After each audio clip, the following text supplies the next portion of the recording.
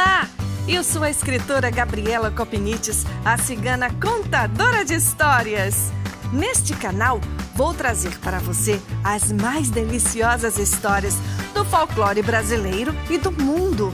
Um pouco também da arte de contar histórias, eventos literários e projetos bacanas de incentivo à leitura. Se achegue mais! As histórias libertam, consolam, ensinam e nos aproximam uns dos outros. Espero você no podcast da Cigana Contadora de Histórias.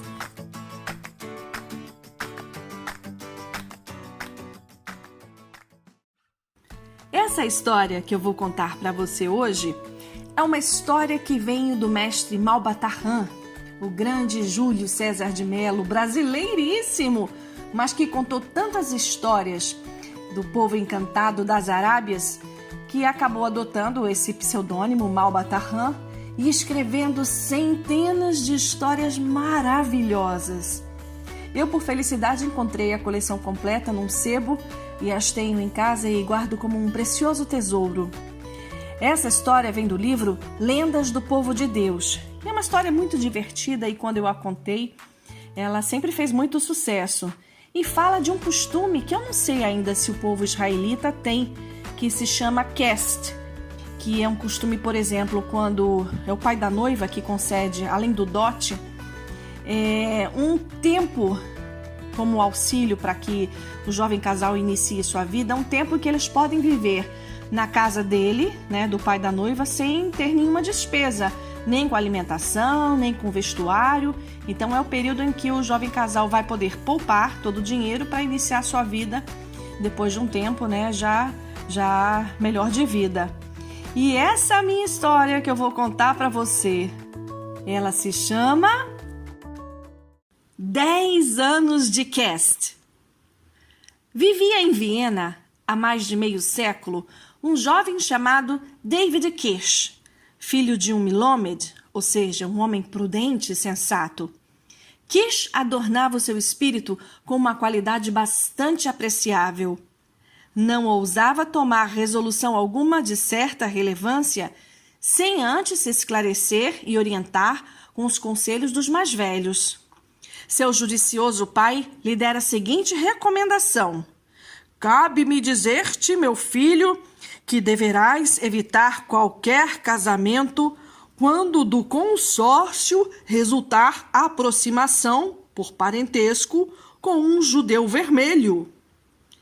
Com a prudência que a longa experiência da vida ensina aos homens, o pai acrescentou: se algum dia, porém, por triste fatalidade, caíres nas garras de um judeu vermelho, procura sem demora o auxílio de outro judeu vermelho. Quis o jovem David conhecer mais por curiosidade do que por outro motivo a razão de ser daquele estranho conselho, mas o velho Milomed recusara-se terminantemente a dar qualquer explicação, alegando que tinha, para assim proceder, motivos que de consciência não poderia revelar. O jovem David Kirsch foi procurado por um agenciador de casamentos. Trocadas as saudações habituais, o agenciador assim falou, assumindo, como sempre, um ar de máxima reserva e discrição. Como sei que pretendes resolver do melhor modo possível o problema de teu futuro com a escolha de uma companheira digna, quero informar-te que obtive para o teu caso uma solução admirável. A noiva que tenho em vista é formosa, de família honesta e, além do mais, muito culta e prendada. E o dote? Indagou David, grandemente interessado, procurando tocar com a máxima finura naquele assunto tão delicado. Quanto ao dote, aclarou logo o agenciador com um sorriso que traduzia o orgulho do bom profissional. Está combinado que será de 1000 coroas e terás ainda 10 anos de Kest. 10 anos de Kest? Repetiu David, numa sinceridade de veemente surpresa. Mas isso é espantoso, inacreditável. Bom, eu preciso interromper essa narrativa para contar a você, leitor não judeu, um esclarecimento que se faz indispensável. O cast é um costume tradicional entre os judeus. O pai da noiva, além do dote, que é de uso também entre os cristãos, concede ao genro, a título de auxílio para iniciar a vida, a permissão de viver durante algum tempo em sua casa, sem fazer a menor despesa, quer com alimentação, quer mesmo com o vestuário.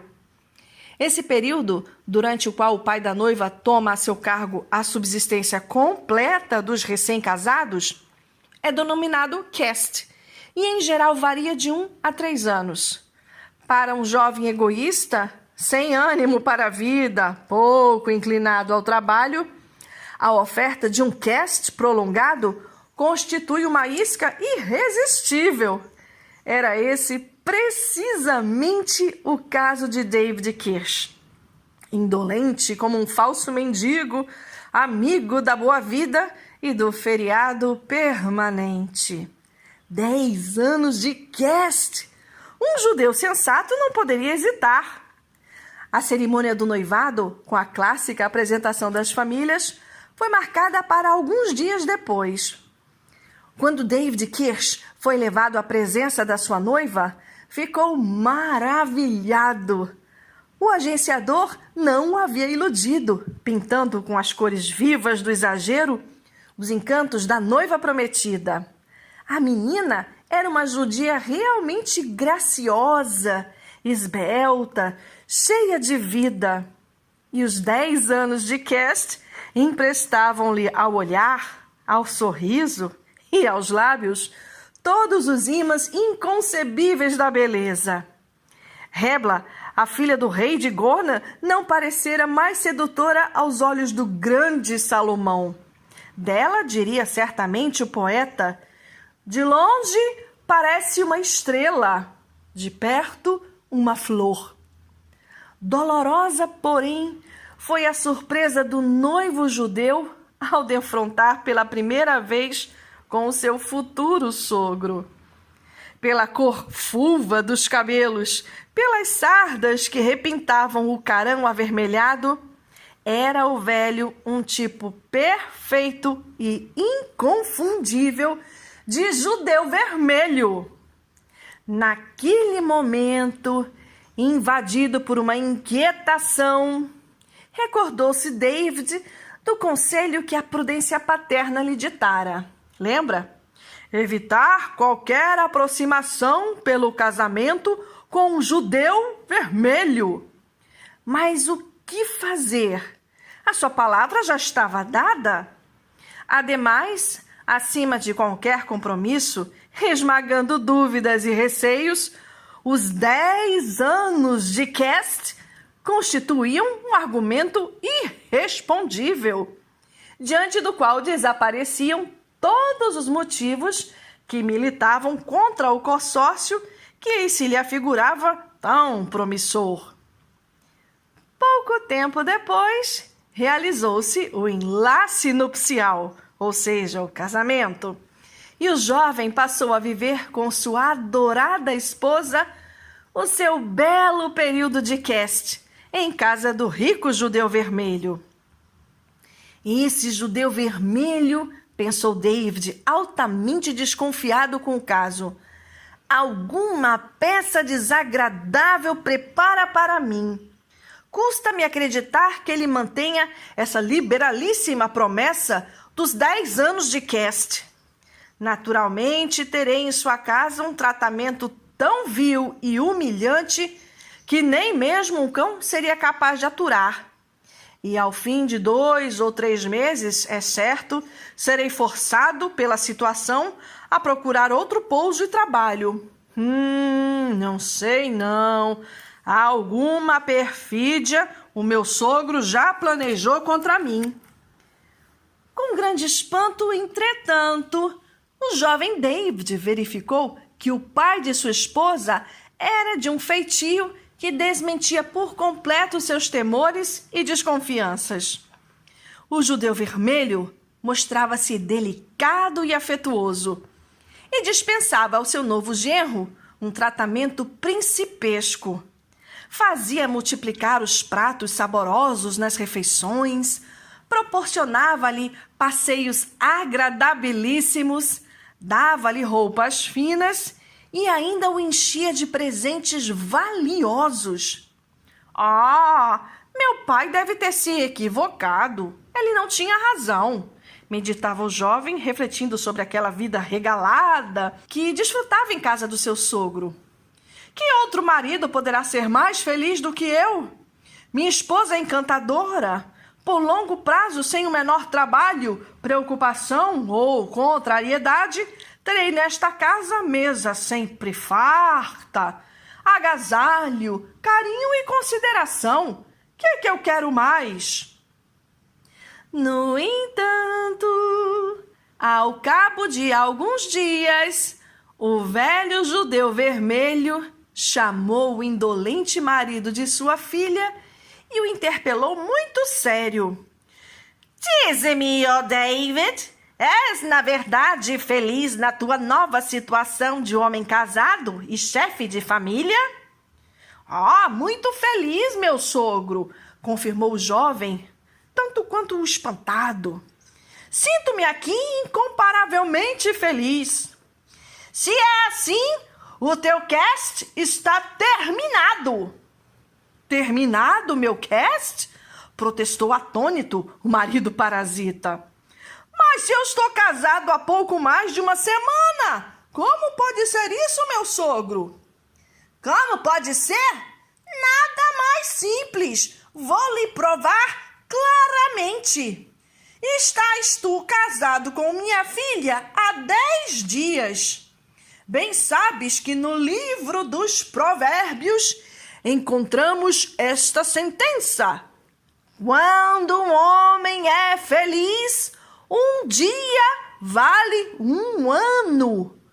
Logo, de acordo com este tradicional e sábio provérbio, vós estáis casado há 10 anos.